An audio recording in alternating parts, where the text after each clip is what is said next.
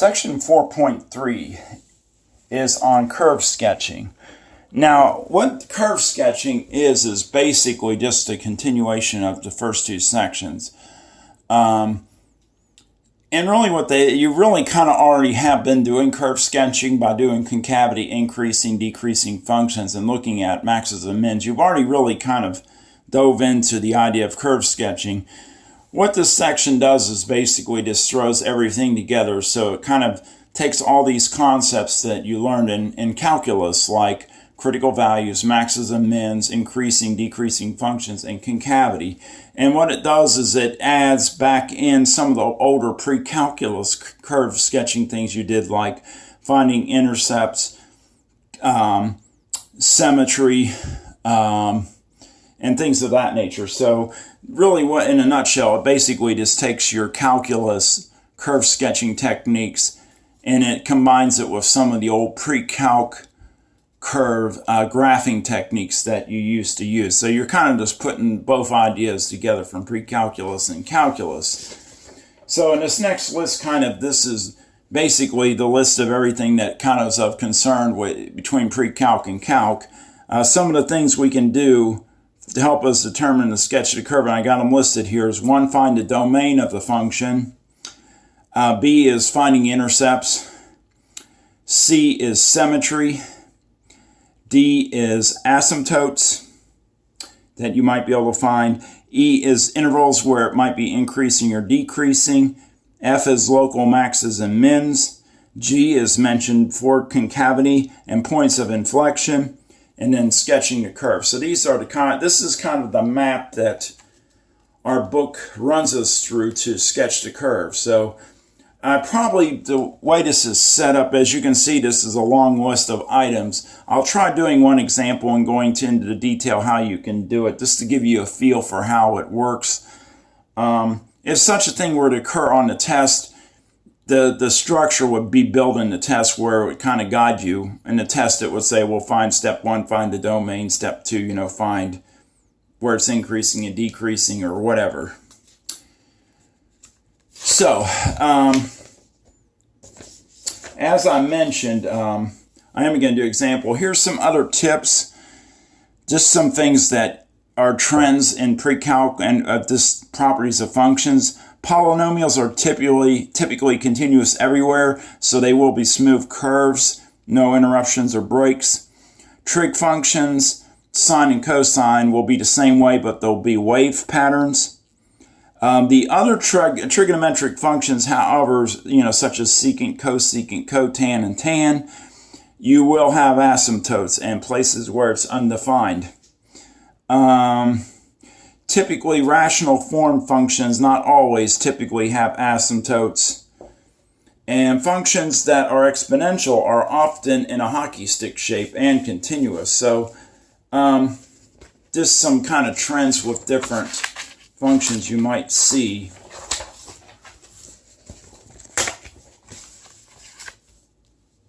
Okay, so as mentioned, what we're going to do is take a curve and basically go through all the steps.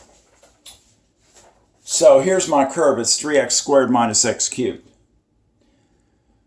So the first thing I'm going to find is the domain.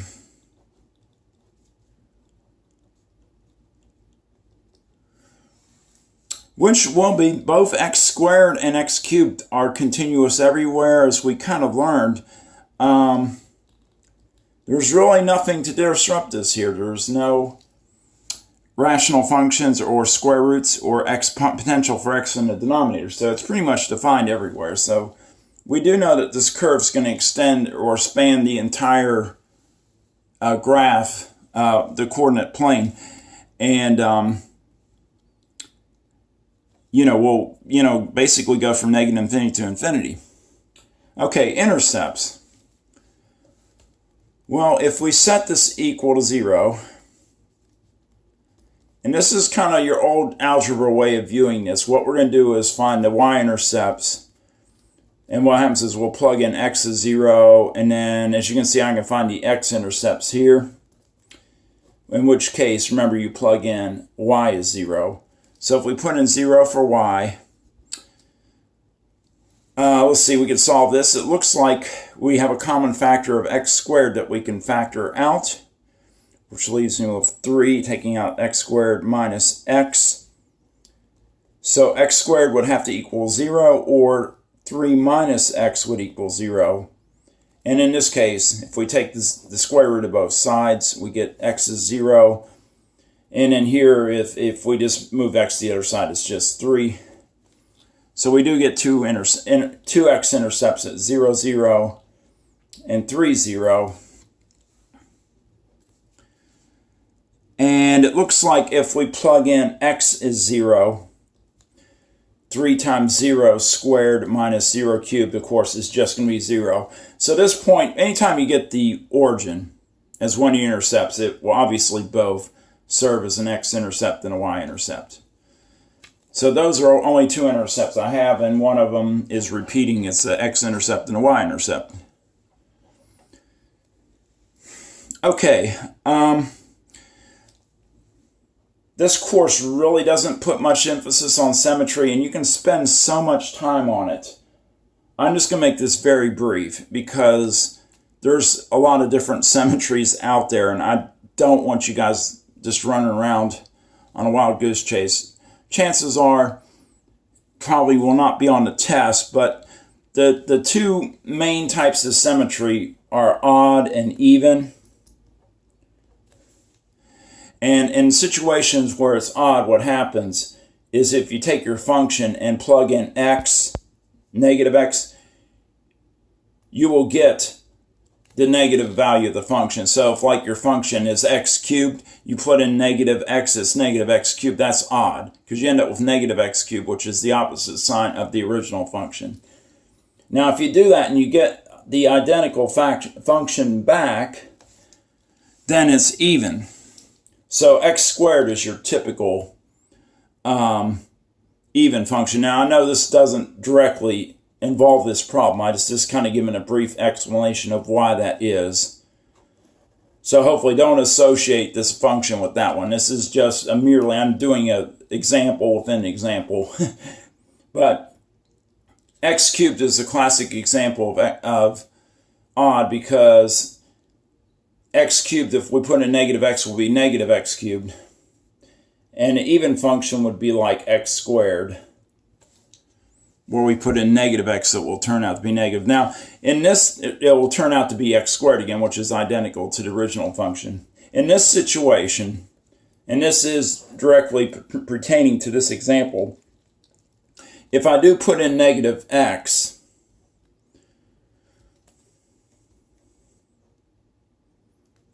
what happens is I do get 3x squared. So that part's identical. And then this will be negative x cubed times a negative will be plus x cubed. And we had an even function and an odd function, and the result of the 2 combined actually will be nothing special. It's actually neither odd or even, and that there's really not any basic symmetry in this problem. But your little test is just plug in negative x. If your equation comes out identical, it's even. If it comes out the same but the signs are flipped, like this were negative and plus, then it's odd.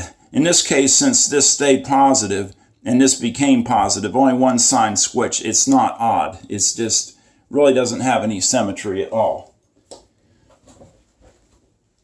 Okay. Next is D. And I almost spent too much, I didn't want to spend that much time talking about symmetry just because it's something we really don't put a whole lot of emphasis on. Okay. But D is asymptotes. And really, if your equation is in polynomial form, you're going to have none. X cubed. Yeah, remember, the only time you're really going to have an asymptote is in a situation like 1 over x squared, or 1 over x squared minus 5x, or 1 over x squared plus 5. You would have to have that rational form with x in the denominator. Or you could have trigonometric functions. I forgot. Those would also have asymptotes. So would the natural log function. Okay, increasing, decreasing functions. And remember, the trick here is to again, take the derivative. I actually have this written down. Might be easier just to see my printout, so I'm going to just bring it up because I've been writing so small. I think I'll just do that. So we discovered it has no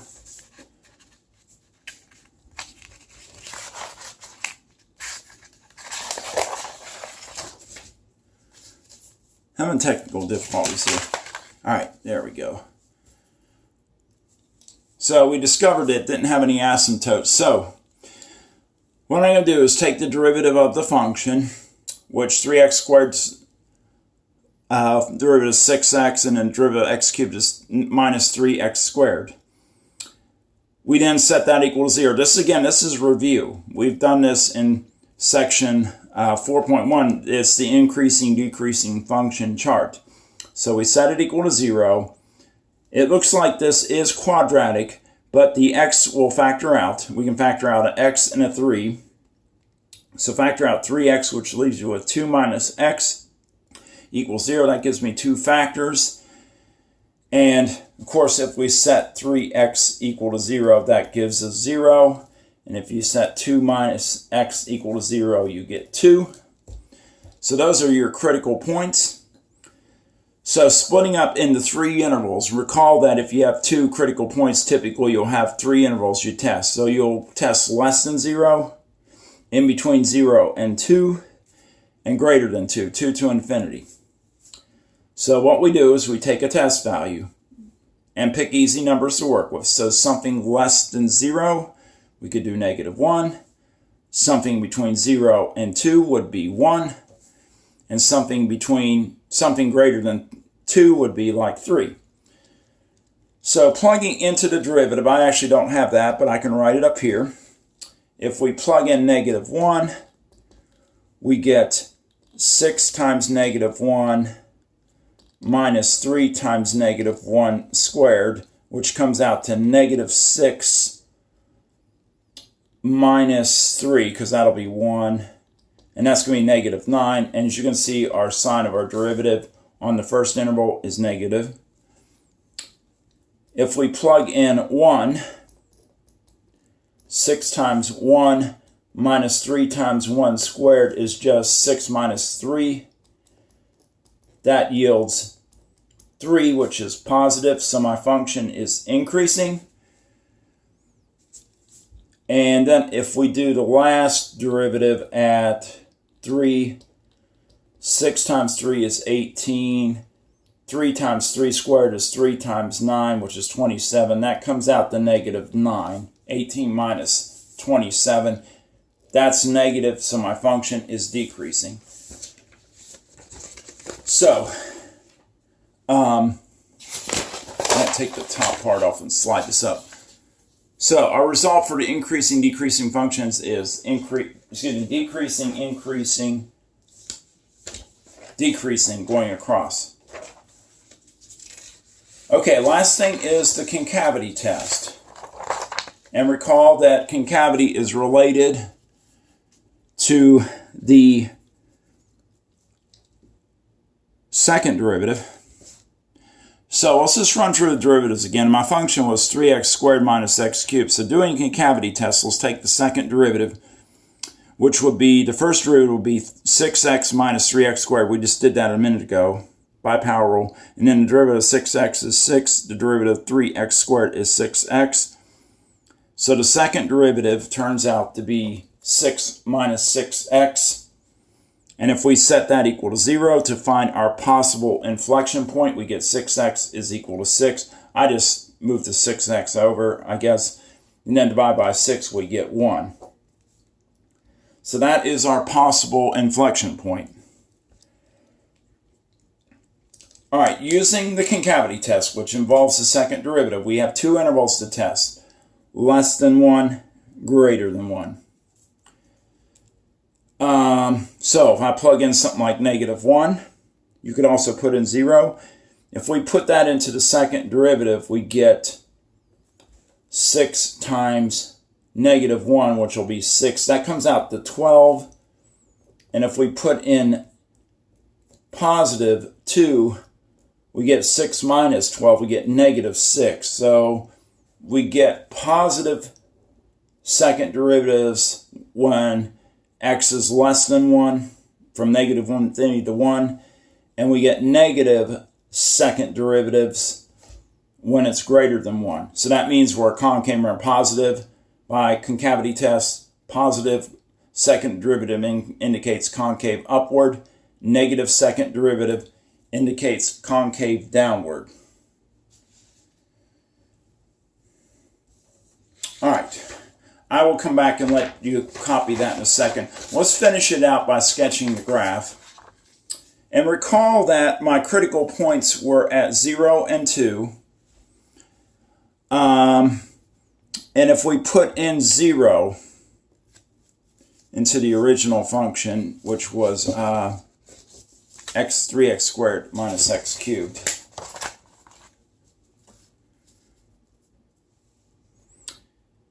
we will get 3 times 0 minus 0 cubed is 0. So we get 1 point at 0, 0. I know I've already sketched the graph, but I figured it'd be easier to read this one. I'll explain why it looks like what it is. And if we do 3 times 2 squared, that results 12 minus 2 cubed is 8. That will give us 4. So 2, 4 is the other critical points. Well, 0, 0 is the origin. 2, 4 is here. So you're saying, well, how did you know the curve went down, then up, then down again? Well, look at your increasing, decreasing test. It had to decrease when it's less than 0. So that means it's got to come downward on this side to that point. Then in between your two critical values, as you can see, it's increasing. So it would have to go upward or it would have to increase. You got to be careful because upward kind of sounds more like concavity. And then it's decreasing. So it's going to go down. And the concavity does check. Before I dive into that, though, let me point out that now that we sketched this curve, we do get a peak that's in a locality in a relative area, so we would want to refer to it as a local maximum. And the same thing here, we get a minimum that is a minimum in a relative area or local area, so this would be a local min. I'll wrap up by just pointing out that the concavity test does work, because if you look at this part of the curve up until 1, 2 is my inflection point. Remember, we found that x-coordinate a minute ago. X is my possible, and it's concave up and concave down, concave up to the left and then concave down to the right. So when you look at the curve, this is concave up as we would expect to the left of the inflection point, and this is concave down to the right of the inflection point. So that kind of wraps up how this all kind of fits together in one big puzzle. And the key components were that the domain is everything. So it was all reals, as you can see. Our intercepts were at 0, 0 and 3, 0. Our critical points helped us identify where our maxes and mins were.